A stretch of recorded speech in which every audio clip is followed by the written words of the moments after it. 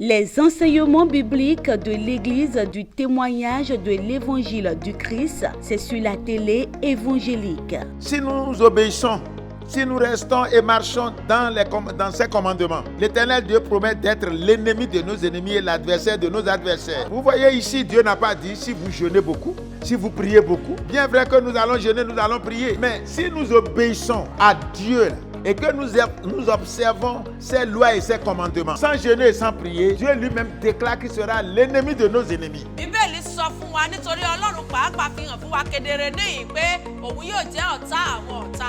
Par ces différents enseignements sur différentes thématiques, vos yeux spirituels s'ouvriront et la vérité vous affranchira. Prenez alors le rendez-vous tous les lundis à 21h et les samedis à 17h30. Les enseignements bibliques de l'Église du témoignage de l'Évangile du Christ, c'est sur la télé évangélique. Ne ratez surtout pas ce programme pour votre élévation spirituelle. Le message de ce matin est intitulé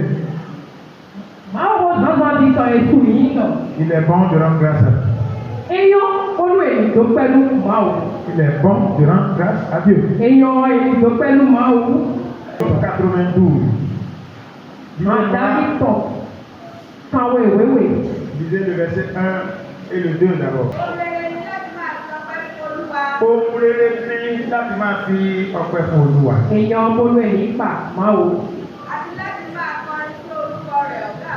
Oui.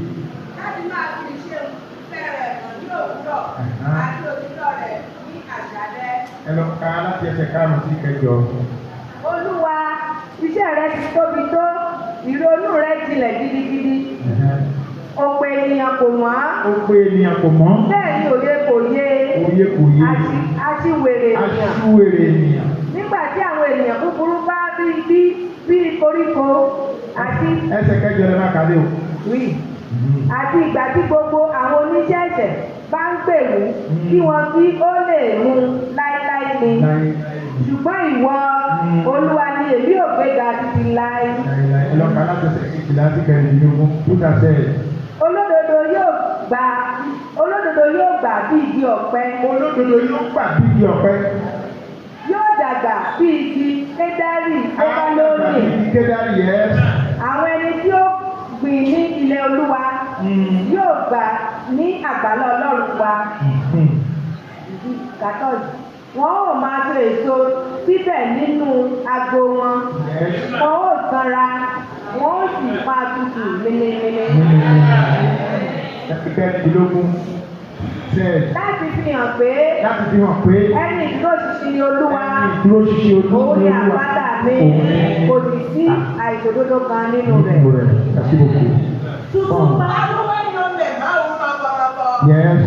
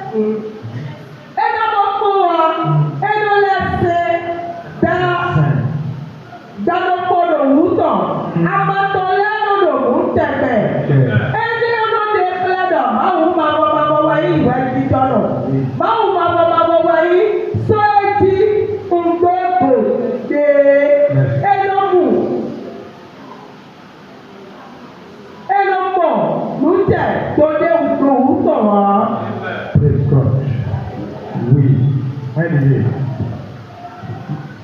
Il est beau de louer l'Éternel. Il est bon de louer l'Éternel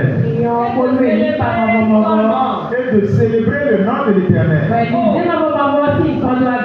Oh, très haut.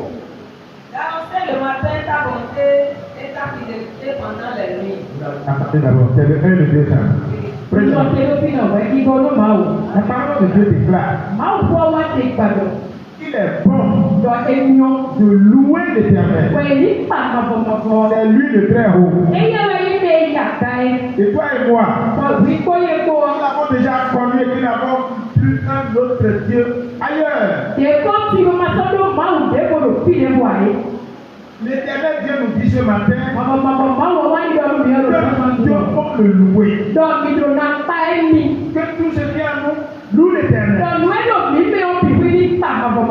Quels sont les problèmes que chacun de nous pouvons avoir? Nous devons savoir que Dieu nous aime toujours. Alléluia. Alléluia. Tu dois savoir que le monde dans lequel nous sommes d'abord, c'est un monde de problèmes. Et on nous a appelés. Ce n'est pas à cause des problèmes du monde que Dieu nous a appelés. C'est pour que nous ne soyons pas détruits avec le monde, parce que le monde dans lequel nous sommes, le monde sera détruit bientôt.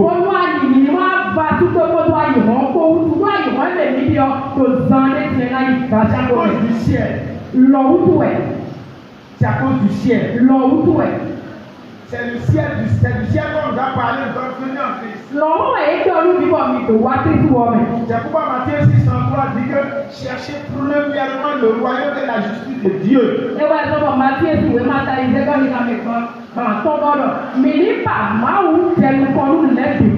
Dans toi, verset 33. Cherchez premièrement le royaume de Dieu. Et il continue de dire que toutes ces choses-là nous seront données. Tout ce qui reste, tout ce que ton cœur peut désirer, tout ce que les yeux voient, Dieu est capable de nous le faire. Mais d'abord, c'est le royaume de Dieu que nous devons chercher. Celui qui cherche le royaume de Dieu, quoi qu'en soit les problèmes, loue toujours l'Éternel. Et il sait que le plus haut, c'est notre Dieu. Dieu est au-dessus du diable. Et cette diablité est au-dessus des œuvres du diable aussi. 5 à 8 maintenant. Peut-être de son grande, ô Éternel. Et tes pensées sont profondes. Oui. L'homme stupide n'y connaît rien. Oui. Et l'insensé ne prend soin garde. C'est bien. Oui, alors, vous voyez,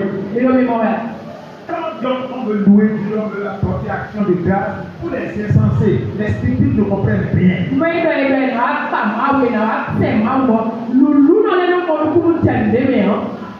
Dieu m'a fait quoi? Pourquoi? Parce qu'il n'a pas encore construit. Il n'a pas encore vécu. Qu'est-ce que Dieu m'a fait? Puisqu'il est insensé, stupide, tout ce que Dieu lui a fait là, il ne va même pas, il ne s'en rend pas compte.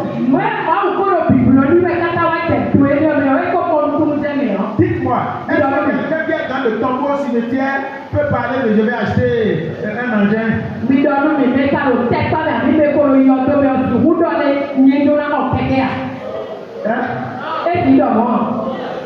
Est-ce qu'un jeune homme ou une jeune fille qui est là dans les tombes peut parler de je veux me marier?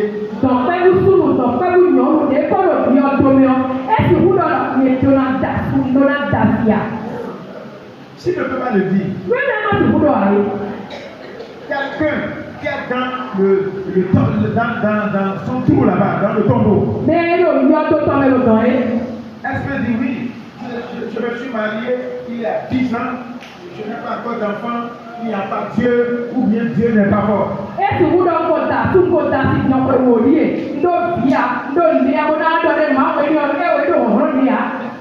Quand on est on est stupide. Et ouais, c'est toi qui viens de Le dire. fait de l'Éternel, à des moments donnés, on n'arrive pas à les comprendre. D'abord, il m'a cher papa et chère maman, Adito. fille et fils dans le Seigneur. Beyond the food that pull on me. La vie d'abord que Dieu nous a donnée. Ben, ma ukola mi wẹ̀ ọ́. Quand on venait de la maison ce matin, Papa lọ wẹ̀ lóye tẹ́ gbòòtú tó gbòòtú àwọn ìsọ̀tọ̀ sí arrivé rẹ̀. au niveau de Toyota, Mais ẹ ti ta Toyota sílẹ̀ o. je pense que c'est les gars qui vont à papa là, il a tué. Parce que là, c'est une femme, puisque c'est. Yẹn fẹ́ tọpa ilé ẹlẹ́ ọmọ ìmọ̀ tó lóye lọ kóra ní Nàìjíríà. Èkó lẹ́ wù yànnú dé, èkó ló wù àjìnà dé bá ní ọdún òfin lẹ̀. Wọ́n kò sí àbò jìnà tó. Est-ce que si c'est une jeune fille, il peut parler encore de je veux me marier? Wípé wọ́n ń dọ̀ pẹ́ bú yànnú, èsì kúlẹ̀ wọ́n dọ̀ kó tó náà wúlí àná wa. C'est comme il est censé nous prendre garde. Les œuvres de Dieu, ces œuvres sont grandes et ses pensées sont très profondes. Mais l'insensé ne prend jamais garde. Lulu nɔnɔ pa yi le wa do mabɔ dagbe wa yi tɔn tu kɔbɔ daba sɔmɔ bɔn lulu nɔnɔ pa yi le wa. Cher papa et chère maman, Adito adino. les petits problèmes que vous avez dans vos foyers, Tagba pɛbi yɛ mi nɔ wa pé o wɛ tobi tɔlɛ mi yɛ lɛ o. rien dans la puissance qu'il y a dans le sang. Ete lu deku kɔnɔ wa wɔlɛ do ma o si kɔ mɛ o. Et que cessez de vous culpabiliser. Mi gbɔ wɛ do mi de lɛ.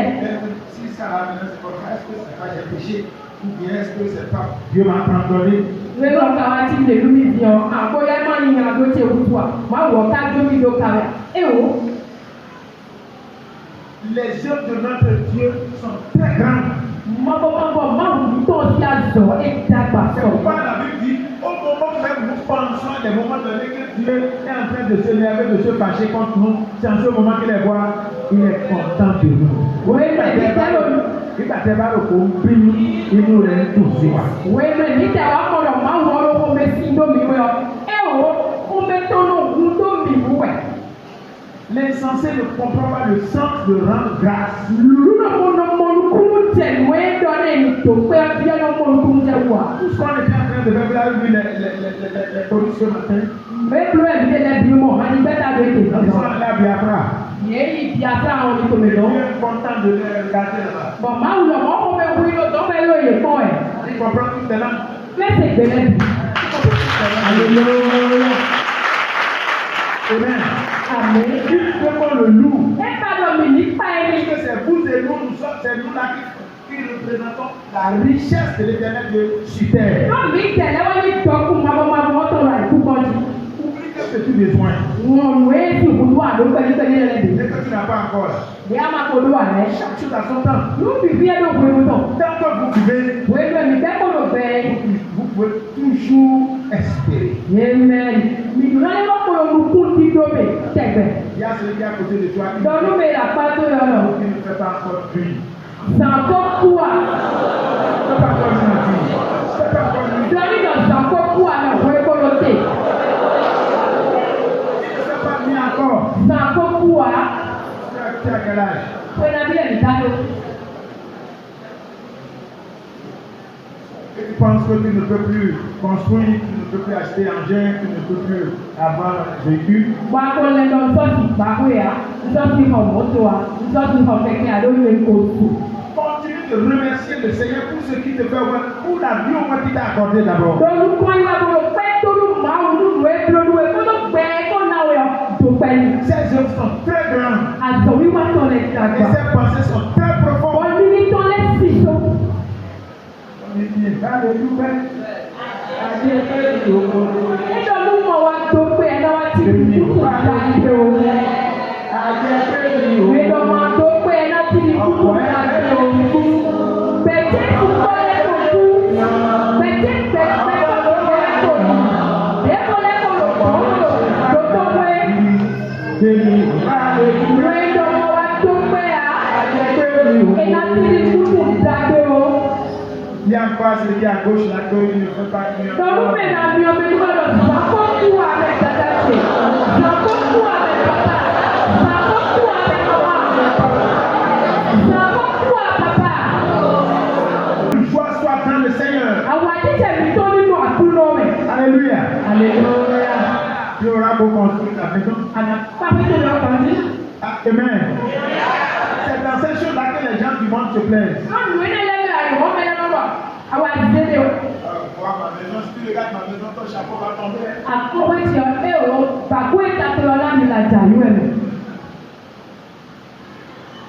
Qui se couche un soir et le lendemain il veut se lever.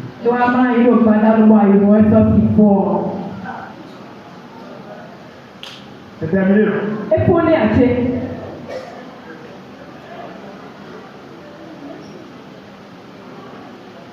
Que nos yeux soient sur le ciel. Si on a les yeux sur les choses de ce monde, tout ce que Dieu nous fait, nous n'allons pas les comprendre.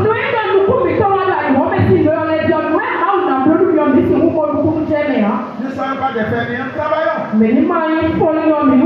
Et attendons les bénédictions de l'Éternel à partir de ce que nous faisons. Ce qui est sûr, papa, c'est que Dieu ne t'a pas oublié. Maman, Dieu ne t'a pas oublié. Il le montre tous les jours.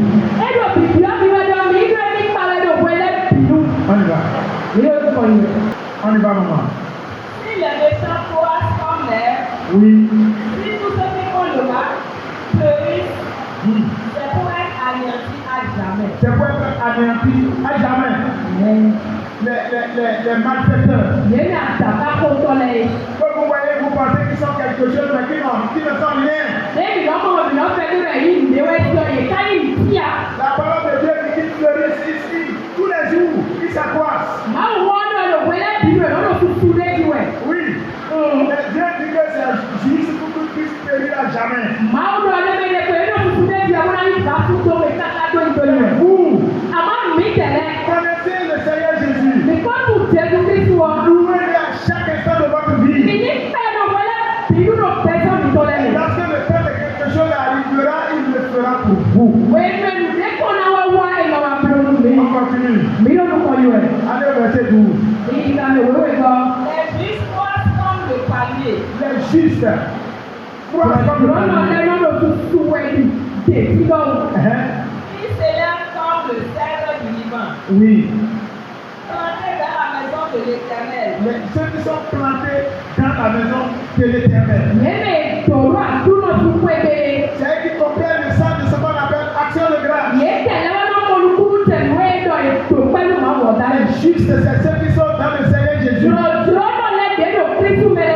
ne sont pas les religieux. C'est ceux-là qui connaissent Jésus. Et qui connaissent la loi de l'Éternel. Et qui connaissent la volonté de Dieu.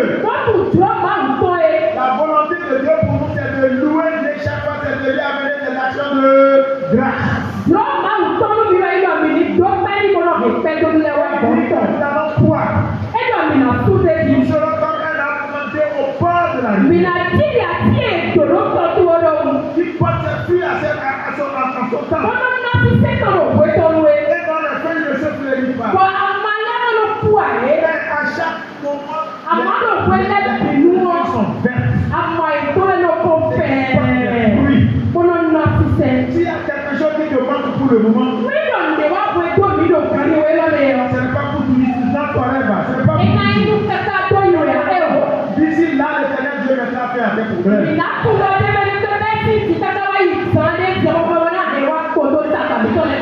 faut louer Dieu, lui rendre grâce. Vous savez, lorsqu'on a des petits problèmes que nous avons, on est soucieux, tout ça là, c'est là le diable nous trouve à faire.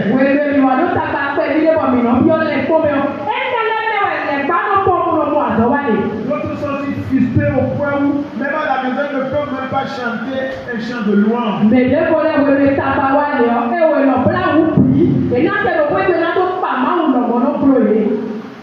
Travail à la cuisine, c'est des chants de louange. Quand tu fais ta lessive, tu loues Dieu.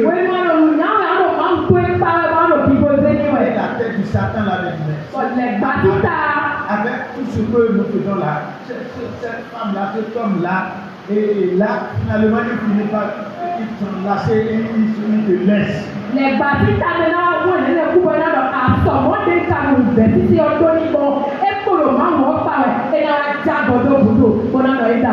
Continue, maman. On va faire. Le juste là, qui rend action de grâce. La parole de Dieu dit qu'il prospère dans le bâtiment. La prospérité n'est pas encore arrivée, elle arrivera bientôt dans le bâtiment.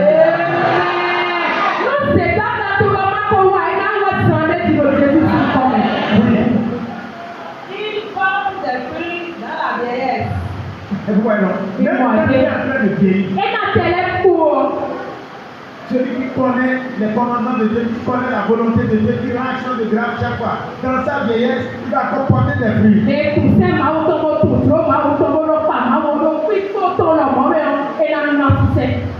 va pas fatiguer ses enfants. Tout ce qui sortira de sa bouche, ses enfants, tous ses petits-enfants seront une bénédiction pour sa maison.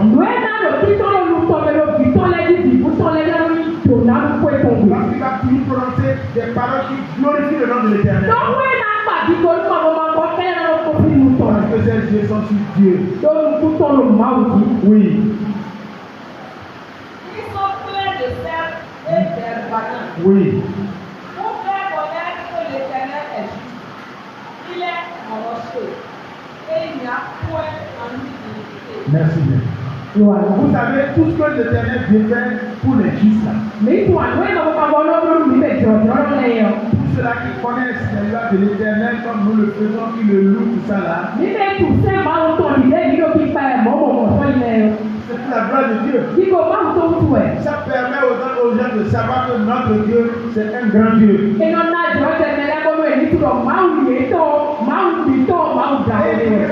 sont verdoyants. Quand les gens vous voient, c'est vous qui pensez que vous, quand on est en Christ, il a d'abord la gloire de Dieu sur celui qui est en Christ. Vous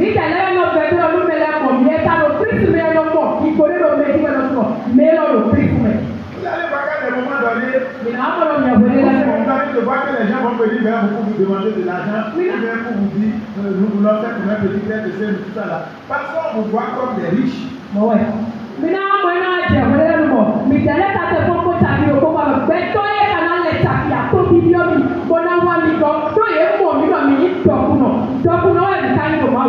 parce que la gloire de Dieu est sur vous. Mais il faut que les gens pensent que nous sommes riches, qu'on pense que nous sommes pauvres.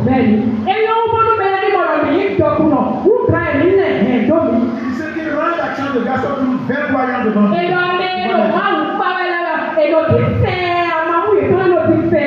Quand je vais rentrer ce matin, je dis, mais combien de fois mes enfants sont beaux et belles comme ça?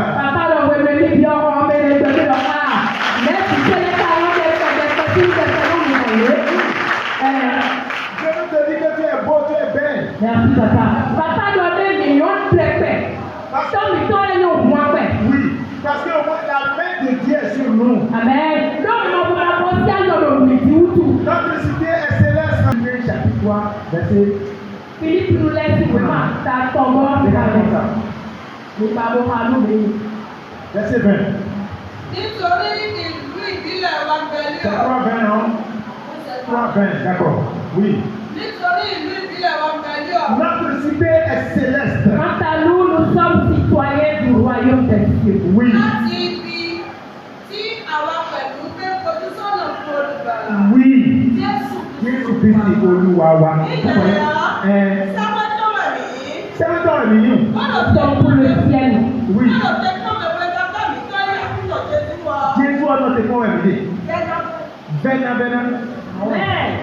Notre cité à nous est dans les cieux. Oui, c'est dans les cieux. Nous nous attendions aussi Comme sauveur, le Seigneur Jésus-Christ. Alléluia. Alléluia. Alléluia. Donc nous ne devons pas être trop préoccupés des choses de ce monde. Si nous pourrons donner quelque chose que Dieu nous donne, qu'on le donne avec action de grâce.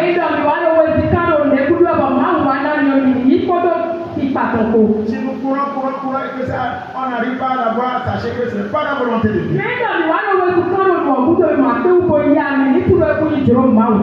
rend grâce. À chaque instant de notre vie, nous devons rendre grâce à Dieu. Éphésiens chapitre 5, verset Verset 16 et 17. Efésìs lẹ́sìn ìwé máa mi tà tọ́ ní àmì ìfọ̀tọ̀lùkú ìfọ̀tọ̀lùkú ẹ̀dọ́. Nous devons rendre continuellement grâce à Dieu. Ìdònádò pẹ́ dóró màbọ̀màbọ̀ ẹ̀ tẹ̀gbẹ̀. Éphésiens. Efésìs lẹ́sìn ìwé máa tà tọ́ ní àmì ìfọ̀tọ̀lùkú ìfọ̀tọ̀lùkú ẹ̀dọ́. Oui. ẹ máa ra ìgbà padà Ẹ máa ra padà. nítorí búburú ní gbogbo ọjọ́. Búburú ni gbogbo ọjọ́. nítorí náà Nítorí náà, ẹ má ṣe ṣe aláìmọ̀ye ẹ má ṣe aláìlóye aláìlóye. ṣùgbọ́n ẹ máa mọ̀ye Ẹ máa mú ohun tí tí Olúwa Olúwa dá dá sí. sí ìdásíkòkò.